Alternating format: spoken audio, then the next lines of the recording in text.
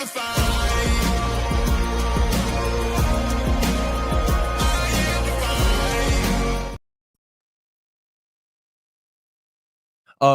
the Nosebleeds. I'm Joey Gunnar here with Trent Finnegan. It's a very happy Thursday because it's a Broncos game day. We have Broncos versus Raiders tonight at Empower Field, and it should be, I can't say much. We have seen the Broncos keep it close, but it should be a blowout win for the Broncos tonight in their first divisional matchup since they saw the Chargers back in the early beginnings of the season. This should be a great win. I'm so excited for it tonight, Trent. And we got the 77 throwbacks. Best jerseys in the league? Yep. It's all there for a great game tonight. Should be a blowout. I mean, there's all the signs pointing the Raiders are not a good team and the Broncos are a good team, and it's that easy. It should be a blowout. But again, we've seen the Broncos keep it close. Is this going to be one of those games that we could be walking into that kind of looks like a trap game? I don't want to play that angle again because it's kind of been worn out because the Broncos haven't fallen victim to a trap game yet. But, I mean, anything can happen in a divisional matchup. I think the short week could make things weird, but I really do think them being at home helps them out a lot. We know how dominant this team is at home. It's really tough to come into Denver and take down the Broncos. And the Raiders are just – they have Ashton Ginty, who's awesome. I will not sell my Ashton Ginty stock. They can't block for him is the problem. And we know how good the Broncos front seven is.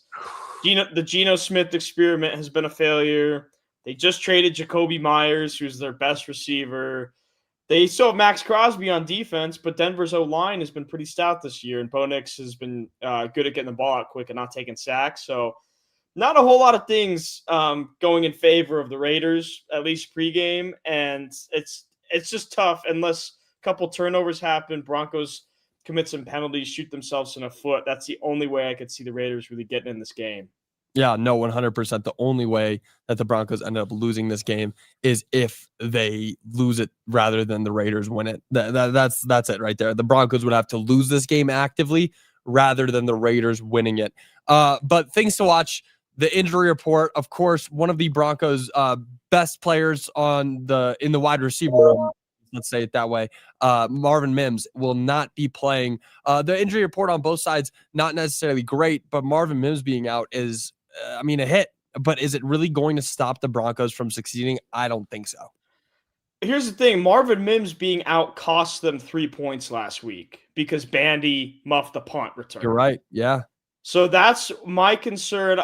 It obviously would be great to have him on offense to run a fly sweep, run a bubble screen, maybe take a shot play. See our guy Roy in the comments talking about cover 3. We know how good seams deep balls are against cover 3. So, but I think it could really get risky in the punt return game or the kick return game just because he's an all-pro returner. You're missing an all-pro. Like you can't work around that. And we saw last week, Bandy just made the wrong decision on that punt return, directly cost the Broncos 3 points. So that's the only way I think it could have hurt them. Another injury to watch is P.J. Locke is questionable with a neck injury. I know that the Raiders aren't exactly a dynamic passing team. Geno Smith will throw 400 interceptions probably, but just having depth in the secondary is important, and Locke's been around for a while. Now they're probably going to have to turn to a guy like J.L. Skinner, who's been shaky in the limited reps he's seen on defense this year. So if he ends up being out, that could impact them maybe in third and long passing situations. But I don't think the injury report, at least for Denver's side, is like too detrimental, especially given it's just the lowly Raiders at the end of the day. Yeah. Yeah. As long as it's not, Bo Nix out, as long as it's not Cortland Sutton or J.K. Dobbins, or even, anybody, honestly, anybody bigger. But Marvin Mims, as good as he is in the return game, that's about the most he was going to impact the field. I love Marvin Mims as a receiver. I think he's amazing as a receiver, but him being out really hurts special teams more than anything else.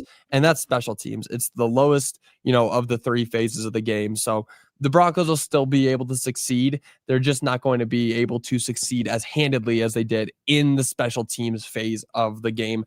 But going into this game, Sean Payton went out and spoke about his matchups against the Raiders and head coach Pete Carroll for the Raiders. He said, quote, "Man, there have been so many. Sometimes you end up playing teams more maybe it's we were in the NFC and we had regular season games. We had a postseason game. There have been quite a few, and they start running together. He's talking about matchups. He went on, Pete Carroll does a great job. He has always been someone I consider a good friend in the industry. He was someone, you will get a real well-coached team. I told you this early. I thanked him when he took the job because it made me the youngest coach in the division. He is something. So a lot of respect there in between these two guys. They've known each other for forever. I mean, these are some of the longest tenured coaches in the NFL. And it's funny that he added it at the end that Pete Carroll taking the job in the AFC West made Sean the second oldest coach in the AFC West. And I love that. I love that energy that these two guys have for each other. But that kind of respect, I don't think is going to be found on the field the same way that it's found in between these two coaches. I love that these two coaches respect each other. That's very important. But these teams, these players do not like each other. There is real anger towards each side of this team. Like each team does not like each other at all. And that plays a big factor. And you start to see that anger come out. I mean, I remember Aqib Talib snatching Crabtree's chain, back in the day. There is so much anger and despise between these two teams. Some of that is going to come out tonight. So we're seeing respect on the coaches. These players are not going to respect each other. I mean, am I wrong, Trent? These guys are going to go after each other's throats, especially because the Raiders are seeing an opportunity where they can take down the top team in the AFC. They're a division opponent, one of the biggest rivals that they have in the league. This game is going to be fun to watch because both of these teams are going to have so much anger and just heat at each other. This is Broncos Raiders. These two teams were born to hate each other. And I don't care if it's a guy who just got on one of these teams this offseason. Like you play either in the black and silver or the orange and blue. As soon as you put that uniform on, something clicks in your head. Like this is a very hated rivalry. It's a great rivalry. Like the Green Goblin mask. They put it on and there's no to hate. It's been very lopsided recently. Like the Broncos swept last year, but then the Raiders swept the 8 games before that. It's been we haven't really gotten like the good bloody days of like Broncos Raiders. And even though the Broncos are wearing the 1977 throwbacks tonight, it's probably a long way before we get another matchup like a 1977 Broncos Raiders, just muddy football, people hitting the crap out of each other. But I want to go back to the Payton and Carroll thing. They've played 7 times, all in the NFC when Carroll was with the Seahawks and Payton was with the Saints. So this is their first AFC matchup. Yeah. And it's interesting. Payton has the 4-3 edge over Carroll. But Carroll's 2-0 in the playoffs against Sean Payton. First one is the Beastquake game in 2010. Yeah. And then the second one was the wild card game in 2013-2014 that the Seahawks won the NFC that year, ended up losing on the Malcolm Butler. Or no, that's the year the Seahawks won.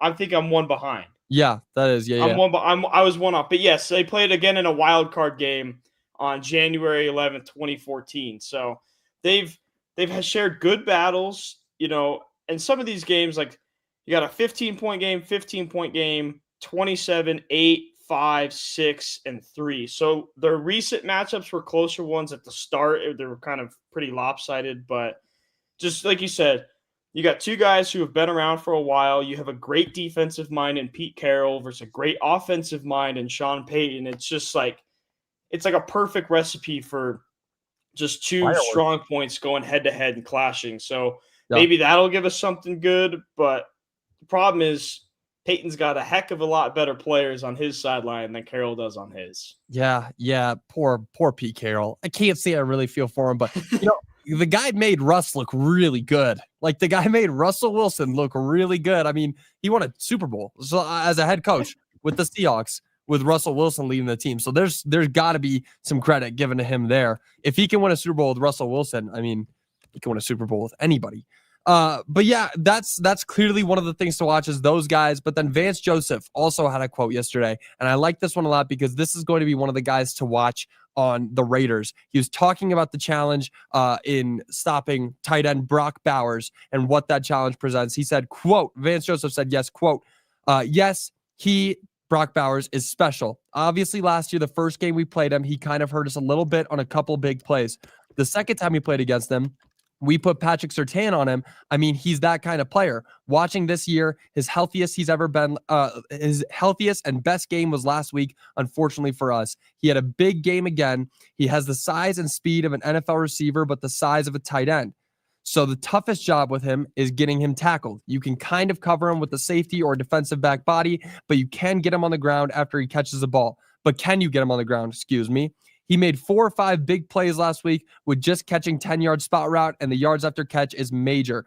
So having a great plan to kind of get him rerouted early and just keep the coverage top down on him is going to be important to win the game. That's going to be the toughest challenge of this Broncos game. Obviously, Brock Bowers is incredibly special. One of the best, if not the best tight end in the league. Second-year player. Has all the talent there, and everything VJ said was correct. Talking about the speed he has, the size he has, it's incredible to watch Brock Bowers play. This is going to be a tough matchup to watch because the Broncos, as good as their defense is, when they go up against players like this, it doesn't matter how good your defense is. They're still going to give you hell. They're still going to have a great game.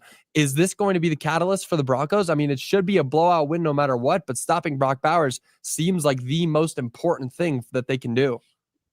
And it's going to be Alex Singleton's job, at least to start. And I think the important thing from VJ is he said, hey, we put Pat on him. And you see the difference in that. Last year, the first game, Bowers had 8 catches for 97 yards and a touchdown. Second game, Surtain gets put on him. He's got 4 catches on 10 targets for just 38 yards and no touchdowns. So obviously without Surtain, they're not going to move Riley Moss onto him. Riley Moss isn't going to move the needle enough. They're probably going to play him like they would most other tight ends, and just kind of have a committee on him. They're not going to try and single out. They don't have a corner talented enough to just go, hey, you're one-on-one, you're manning this guy every single rep. So I do think that the Surtain injury is really important this week for that factor. And you saw Brock Bowers last week, right? You watching that? Insane. Yeah. 13 targets, 12 catches, 127 yards, and 3 touchdowns. Insane. And he was fighting performances I've seen in the 2020s, at least. Exactly. And he was fighting, and he wasn't great. He was this season. That week 1 game against New England, he had 103 yards, but then he was fighting this knee sprain, and he played 3 games on a bum knee, and then he finally just sat out for a month, and now he's like Brock Bowers. And Joseph said it. He's built like a tight end, but he plays like a wide receiver. It's just a matchup nightmare for anybody. So I don't know what the Broncos are going to do to change their coverage on him. If they cover him like they've been covering other tight ends where it's just going to be one of the linebackers, it could be a long evening for that whoever's got to guard him. And Broncos fans are really hoping it's not Alex Singleton. Yeah, I know I am. I'm hoping that it's not Alex Singleton. But that just goes to show also like how good Pat Surtain was last season, yes. But also like he's the only player that I could imagine being able to stop Brock Bowers in the way that he does. I mean, there's not very many players that can one-on-one guard somebody like Brock Bowers and hold them to 4 catches and 36 yards on how many targets? 10 targets? 10 targets. Yeah, that's an incredible performance. Pat Surtain is just so good, and him being out, it sucks. It's really, really unfortunate. But again, like we're hyping this up. It's the Raiders. Brock Bowers can go off for 150 yards and 2 touchdowns. I still don't know if I'd have much fear in this Broncos team losing. Like I really, maybe I'm getting too big for my britches. Maybe I'm really falling into this train. And the one time I'm not dogging on the Broncos for being inconsistent, they're going to go out there and lose this game. I mean, that's just the way that it works for me, I feel. But that will be the matchup to watch. You mentioned that. And then you also mentioned a little bit earlier, and I want to really expand on this, is the Raiders pass rush and how good the Broncos offensive line is. That's going to be another thing to watch because the Raiders front 4, their pass rush and just their rush overall has been great. Can the Broncos offensive line stop them enough for Bo Nix to not get his happy feet and feel comfortable sitting in the pocket and throwing a deep ball every once in a while? Yeah, I think the biggest thing is obviously Max Crosby, and they've been getting pressure on. They haven't really been getting home on the sack total, but you've been seeing them at least try and make quarterbacks uncomfortable. And we know how good Max Crosby is. That guy is one of the best edge rushers in the league. I'd put him right up there with Nick Bonito and Jonathan Cooper on Denver's side. He's got 5 sacks this year. And then interesting enough, they get pressure from the middle as well. Jonah Lalu, I hope I'm pronouncing that correctly. He's got 4 sacks. He's second on the team. And what he's going to do is what we've talked about in the past with John Franklin Myers and Zach Allen is he's going to dent that pocket. And that's really dangerous when you have a D tackle who can rush the passer and an edge rusher, because the tackle is going to push your quarterback back, so Crosby can scream around the edge. And we know Bo Nix's 2 tendencies are he's going to step up and do that weird throw where he's off 1 foot and he ends up overthrowing it because he's got too much power, or he bails out to the right. And the Raiders, if these guys play how they could play, would have both of those shut down. So it might be a game where Bo Nix is really forced to stand tall in the pocket. He missed a couple of hot routes late in that Texans game because he bailed as soon as he saw pressure instead of standing in there, taking a hit and delivering a ball over the middle. So if Max Crosby can have a game, we know that the Broncos O-line, obviously the left guard situation isn't the most ideal thing in the world, but they do have 2 good tackles in McGlinchey and Bowles. They have one of the best offensive lines in the league. I don't think that the Raiders have enough firepower to really make a difference in the pass rush game. But with Max Crosby on the other side, anything can happen. And that's just how pass rushing goes. We see some days Nick Bonito is a 0, and some days Nick Bonito has 3 sacks. That's just how elite pass rushers are from week to week. Yeah, 100% right. I mean, this defense is no joke in a lot of ways. That's very true. Everything you were just saying, it is going to happen. That dent is going to happen. Max Crosby's going to get home most likely, like at least once. We're probably going to see 1 sack for Max Crosby, and that's just being like realistic-ish. This is probably what we're going to see.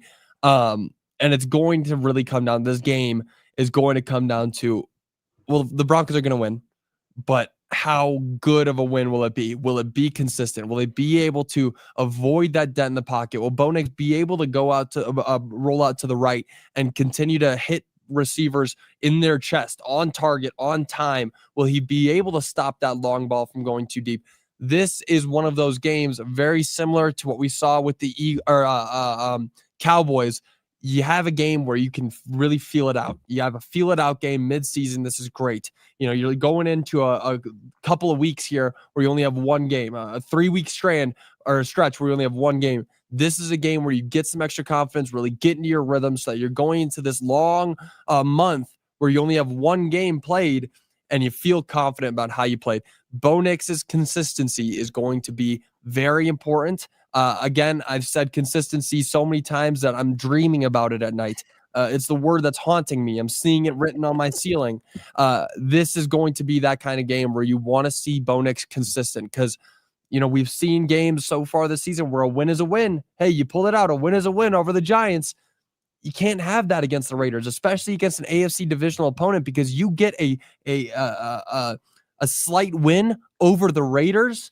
Then next week, guess who's smelling blood in the water? The Chiefs. This has to be a good, consistent blowout win for the Broncos, not only for my confidence, but for the teams. Yeah, I agree with you. This is the game where they should be able to go out and play all 4 quarters, just like they did against the Bengals, just like they did against the Cowboys. They need more of that. The 4th quarter thing is fun. The 4th quarter thing doesn't win playoff football games where you sit there and pick your nose for 3 quarters and then you come out and turn it on. You're not going to be able to do that in the playoffs. Yeah. It's fun. It's a great story. 4 wins when they've been trailing in the 4th quarter. It's awesome. But you've got to be able to play consistent football, and having opponents like this on the schedule are good tune-up opportunities to get that right, get your play calls right, and say, hey, here's what we need to do. Here's what we need to do to show our fans we can go out and play a consistent game, and to show us that, hey, we don't need to come from behind every single time we're playing a decent team. Yeah, and to show the Chiefs that they're nothing to be messed with. Yes. Yeah, no, that's fun to talk about. Okay. I like this. We wrote this down. Who is going to be the X factor for the Broncos tonight? I want to hear your answer first, and I'll talk about mine. I think it's Troy Franklin. it's back to the consistency thing. It's like we know Cortland Sutton is consistent, and we know Cortland Sutton is going to get his. Who's going to join him? They didn't make a trade at the deadline the other day because they believe they have talent in this room. They need these guys to be more consistent. And Franklin, he's had a good showing this year. He's really taken a step up this year. He's got to I want him to get 8 targets, first of all. That would be nice to start. But I really think that he can take advantage of this Raiders defense with, obviously, their eyes are going to be focused on Sutton on the other side. I think that should open up stuff for Troy Franklin. On the opposite side, whether that's intermediate routes, whether that's a quick screen, whether that's a deep shot or two. They did throw Franklin a jump ball against Derek Stingley last week, which was really confusing to me. I was like, we should maybe use him in a different way. Like, Cortland Sutton's your jump ball guy. I'm like, why are we doing jump balls to him? But he had 10 targets last week, 8 targets the week before, 10 targets the week before. Yeah. Keeping him upwards towards 10 targets is what this offense needs. And if they can do that, I think we can get another 100-yard game out of him. Yeah, his stock is trending way up. He has more targets in the past 6 weeks than Cortland Sutton. So, clearly something's trending up with this guy. I love that pick. I love the Troy Franklin pick. This could be one of those games where he goes out for 100 yards. I really do like that. My X factor, J.K. Dobbins. It's not as flashy or surprising as your X factor, but this feels like a game that's going to be all J.K. Dobbins. The run game is going to be established early. The Broncos are going to get into the red zone multiple times during this game, and I believe multiple times J.K. Dobbins is going to capitalize on that opportunity and score a touchdown. I'm seeing him go off for 2 touchdowns tonight. It just feels like a game that's all J.K. Dobbins, and not only J.K., but just like a run game. This feels like one of those games that's going to be a more ground and pound in a lot of ways. Sure, Bo Nix is going to air the ball out. Troy Franklin might have a great game too, but there's going to be more runs in this game from the Broncos than passes. That's just what I'm seeing. I could be entirely wrong, though. Who knows? What do you have for your score prediction, Trent? 24-9. I don't trust this Raiders offense to really move the ball at all. I do think that they'll get one turnover, whether it's on special teams or just a fumble or an interception, that hands them 3 free points. We saw the Broncos feasted on a bad offense with Davis Mills last week, and I know Geno Smith is better than Davis Mills, but this offense is not good. This offensive line is not good. I think Denver's pass rush is going to dominate this game. It would be nice for Ashton Jeanty to do some good things for fantasy purposes, but I just don't see an avenue where this Raiders team can score more than, I think their ceiling would be 17 in my eyes, but I really think that the Broncos are going to shut them down and just hold them to field goals. And 24 points for Denver, 3 touchdowns, field goal. It's not going to really be a high stress thing. I think it's going to feel like that Bengals game where, hey, it might take 10 minutes or so to get flowing, but once they do it in that second and third quarter, there's no looking back. So yeah, 24-9. How about yourself? I have it 31-13. As I was saying, I believe J.K. Dobbins is going to get in the end zone twice. I see Bo Nix throwing for 2 more to add on top of that. Maybe one time the Broncos get in the red zone and can't finish with a touchdown. They go for a field goal. And then I've got just 1 touchdown for the Raiders, likely going to Brock Bowers because they don't have Pat Surtain. And we saw what the matchup looked like last time the Broncos were without Pat Surtain. And then a couple times the Raiders get down into field goal range, knock a couple through. But this is going to be an all Broncos matchup. If the Broncos score 31 points tonight, I would feel great, because they aren't scoring 31 in the fourth quarter again. They won't have to against the Raiders. This should be a game where we're seeing a touchdown every single quarter for the Broncos. That is my dream situation for this game tonight. If the Broncos can score once a quarter, I would feel very, very good moving forward up against the Chiefs. It should be a very fun game, though. I'm really excited for this. We haven't seen a divisional matchup for a long time here. It feels like forever, but it happened way earlier this season against the Chargers, and they ultimately lost that on a game-winning field goal, of course. It's the only way the Broncos have lost this season. They actually have not trailed at any point in the fourth quarter. Or, no, they haven't lost a game. No, there's something like that. They have not lost a game in the fourth quarter where they were trailing. Other than because both of them came as time expired. Yeah, both of them came as time expired. They in every time they've trailed this year in the fourth quarter, they've ended up winning. Yeah, that's going to be a lot of fun. I'm really excited Mhm. for this game tonight. It should be a blowout. I really don't see it being close at all. But who knows? Maybe there'll be some fireworks. Maybe Brock Bowers has a legendary game against the Broncos and Bo Nix has to fight back for it. But some other big history was made yesterday. Nikola Jokic made history once again. I mean, how many times can we say that sentence?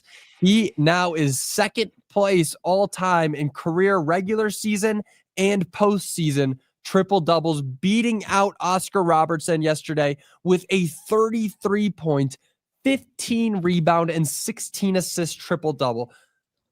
It's insane. I mean, watching him go up, yeah, literally. That's Another how day at the office. it's so wild that you can watch him do this stuff and you don't realize that in the third quarter he's got a triple double. Like he's just like playing regular basketball and you're like, oh my gosh, he's got a triple double. And by the end of the game, he's got 33, 15, and 16. Amazing. I really didn't think that it was going to be that big of a game from Jokic yesterday. I thought maybe, likely a triple double, maybe a 15, 10, 12 kind of triple double because he's going up against Bam Adebayo, who's been playing like a top 3 defensive player in the league this year. And he just made light work of him. And now he is second only to Russell Westbrook and not too far behind either. 190 triple doubles. Are you kidding me? Are you kidding me? That's insane, Trent. It's crazy. And hey, how about Westbrook? Westbrook also got a triple-double last night for the Kings, and he almost got one against Denver on Monday. So he's still – it's not like he's staying pat and Jokic just has to get to X amount. Westbrook's still putting him up, and he's going to get plenty of opportunities to do so on the Kings. But like you said, this is the second time this week we've talked about Jokic making history. It's just – it's easy to take his greatness for granted. 33, 15, and 16 is like, you told somebody that 10 years ago, it'd be like somebody's doing that. And then, hey, yeah, it's a fine Jokic game, 33, 15, and 16. No biggie. And big thing too, he was 12 for 18 from the field. So made 2/3 of his shots, and he only shot 5 threes, and he made 2 of them, 40%. Yeah. 66, 40, 87 splits. That's exactly what you need from him. You don't need him shooting the heck out of the ball like he did on Monday when he took 10 threes, that Golden State game where he took 13 threes. Another thing too, 3 steals. 3 steals. And last year he was right there, top 3 in the league in steals per game, and he's already trending that way. He had 3 steals last night. He had 4 steals on Monday. I mean, this guy is otherworldly, and it's like I said, it's super easy for Nuggets fans to take him for granted. But it's performances like this that show why it's important for them to win now and push all the chips to the middle. And even if that means going over the second apron, you got to do what you got to do because you're never going to get a player this good in the city of Denver ever again. You might not ever get a player this good in NBA history again. Yes, I'm ready. Yeah, much less Denver. He might be the best player of all time. He might be. Like it feels ridiculous to say that this early. I mean, he's got one championship, but come on. What we're seeing is insane. I mean, 33, 15, and 16. Most people dream of having career highs like that. And it was on November 5th against the Miami Heat. Like it's a Wednesday. It's a Wednesday game. It's a Wednesday game against the Miami Heat. And I was like, oh yeah, Nikola Jokic, she's playing well tonight. I didn't even realize like the gravity of how big that game was. Insane numbers. I don't think I'll ever get sick of that. I really can't say that I'll ever get sick of that. And I like that you brought up the steals because I think the defensive commentary around Nikola Jokic, how he's not a good defensive player, is such a worn out take. It makes me so upset. Those Embiid fans, blocks, like people see blocks and steals as defensive numbers, and that's it. They see Payton Watson go up for some huge blocks, but Nikola Jokic is a better defender than Payton Watson. He is, just because of his gravity of when he's standing in the lane, he clogs those passing lanes. He has active hands. He forces turnovers more than he gets steals just because he's so good at putting pressure on. He has 3 game-saving blocks, like game-winning blocks in his career. That's awesome. Like those are real numbers. Nikola Jokic is a great defender, and people consistently trash on him. They constantly say he's not a good defender, but he's always towards the top 10 in defensive efficiency. And that's sure, like those are, net stats and people don't really like reading those, but they're real. They are real stats, and he's a good defender. An insane game from him today. I don't know how many more times I could say it. This looks like a championship team. It feels like a championship team. It does. And even last night, like Jokic saved them. They didn't shoot the ball well. They made 42% of their shots and just 27% of their threes. Jokic was good, 12 for 18. Aaron Gordon was good, 9 for 16. Tim Hardaway, again, 7 for 12. Tim Hardaway. He's so freaking good. But the rest of the team, Cam Johnson, 3 for 10. Murray, 4 for 15. Brown, 5 for 14. Valanciunas, 1 for 5. Bruce Brown, 2 for 7. Watson, 0 for 4. That was not a good performance last night by the rest of these guys, at least offensively. And yet Jokic is so dominant that they were never stressed in the second half, in my opinion. They not at all knew exactly what they were getting. They were in control of that game the entire time. And that's also another thing about his greatness, is that when the rest of the team is not having their best night, he can go out there and, another Wednesday, 33, 15, whatever, 15, 16. And it saves a horrendous shooting performance, and it gives him a win. So it's stuff like that that goes without saying, where it's like, hey, this guy can really save your team on a cold night.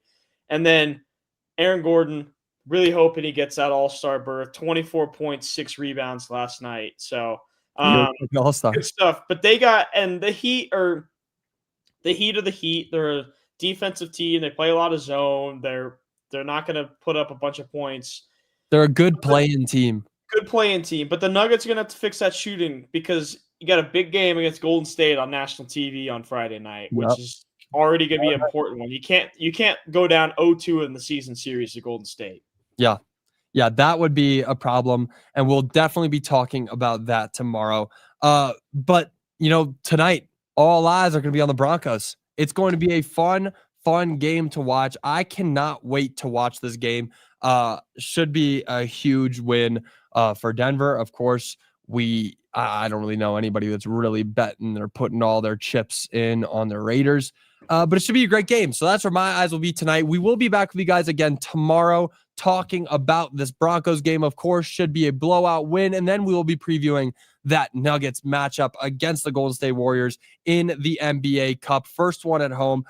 Before you guys turn off your YouTube or however you're watching Twitter, make sure to go answer our poll before it closes tonight. We're talking about the Raiders. How big will the margin of victory be in tonight's game? We'll be reacting to those polls. Make sure to leave a comment. We always put some comments up on the screen and react to those too. So go answer that poll and put a comment in there. But we will see you guys all tomorrow after watching this game. Make sure your TVs are turned on because it should be a lot of fun. But until tomorrow, y'all have a great rest of your day, a great night, and we will see you later. Bye, y'all.